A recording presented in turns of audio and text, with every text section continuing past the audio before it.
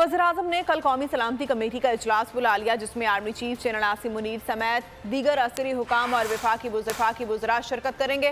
हसास इदारों के सरबराहान इजलास को ब्रीफिंग देंगे। ज़राए का कहना है कि इजलास को पंजाब और खैबर पख्तूनख्वा में इंतखाबात के हवाले से सुप्रीम कोर्ट के फैसले के बाद पैदा होने वाली सियासी सूरत हाल और मुआशी मसाइल पर ब्रीफिंग दी जाएगी। कौमी सलामती कमेटी के इजलास में मौजूदा सूरत हाल से मुतालिक फैसले किए जाएंगे। तो नजर आ रहा है सामने लिखा हुआ है जुल्म मिटने के लिए दो चीजों से मिटेगा भाई। एक, अदल की कुर्सी पे जो लोग बैठते हैं ना, वो अदल के हिसाब से फैसले करने लगे। दूसरा, कौम निकल खड़ी उस जुल्म के खिलाफ, तो जुल्म खत्म हो जाएगा। या इन दोनों में से कोई एक चीज हो जाए या दोनों हो जाए। अगर 420 का मुकदमा था, उस वक्त अदलिया में जो लोग बैठे हुए केस देख रहे थे, वो पूछते ना, यार चीट हुआ कौन है? जब उनको दिखता कोई चीट नहीं हुआ, केस खत्म कर देते। तो जालिम जुल्म कर ही नहीं पाता। 9 जजेस ने नोट बिफोर किया मेरे केस को, यार 1.5 साल चला।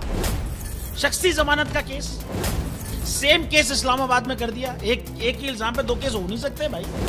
मतलब 60 दिन का वक्त होता है। 102 दिन के बाद मैं जीत गया, केस बरी हो गया। 102 दिन के बाद अपील फाइल की, एक्सेप्ट कर ली। नहीं करते ना एक्सेप्ट, खत्म हो जाता ना जुल्म यार। भरी अदालत में मुझे बरी कर दिया, फिर पता नहीं क्या हुआ, 2.5 घंटे बाद का नोट बिफोर। मैं नहीं सुनता ये केस, खड़े रहते अपने फैसले पे, मिट जाता जुल्म। अल्लाह ताला ने बिठाया इन कुर्सियों पे इनको यार, ये अल्लाह ताला की तरफ से फैसले करने हैं। तो या तो ये फैसले आएंगे, जुल्म मिट जाएगा, या कौम खड़ी हो जाएगी जुल्म के खिलाफ।